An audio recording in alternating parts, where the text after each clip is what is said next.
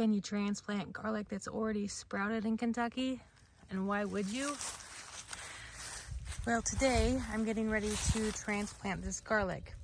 I got news that I get to install a polytunnel, a high tunnel, and the stake, corner 1 is going to be there, corner 2 be right there, corner 3 goes right through the middle of the garlic.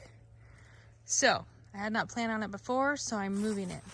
So far I attempted a little spot right here just to see what would happen, and I put it over here in this little raised bed. Now I did just transplant this yesterday, March 19th, and so far it hasn't wilted. So the rest of it I will take down and put it into my raspberry bed, because the rest of this I don't have planted. I have potatoes, this is going to be broccoli, and this is going to be corn and sorghum. And then this is not planted yet, obviously. Now there's not a second bed because the wall will be right up next to it right here.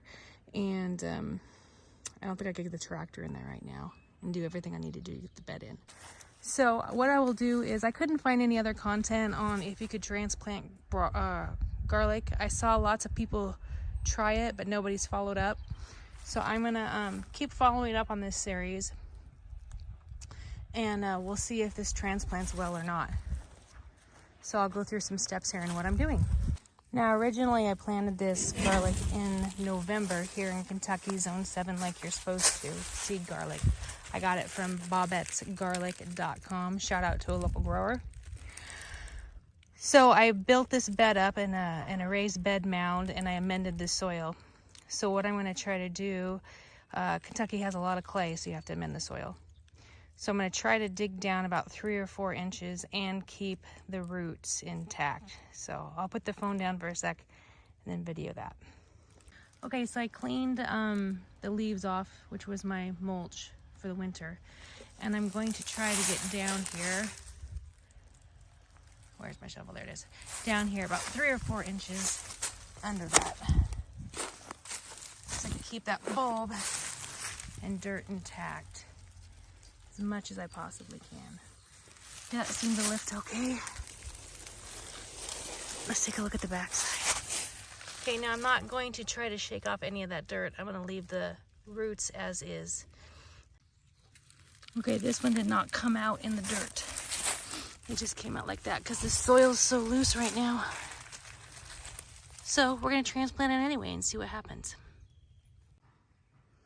Okay, so I got the first load dug up. I got a few. This is going to take a while. I'm not going to bore you with digging up garlic. So I will be back with transplanted garlic. So I'm just working in this fertilizer here. And then I should have enough room for 2 rows on the back and 1 row on the front.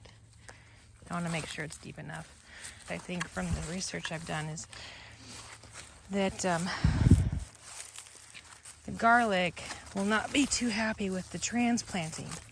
So it's 50-50 on if I will get any garlic out of this.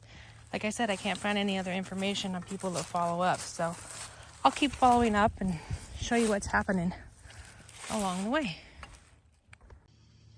Okay, so I'm not going to show you every single plant, but I've got this one here that I tried to keep the dirt on.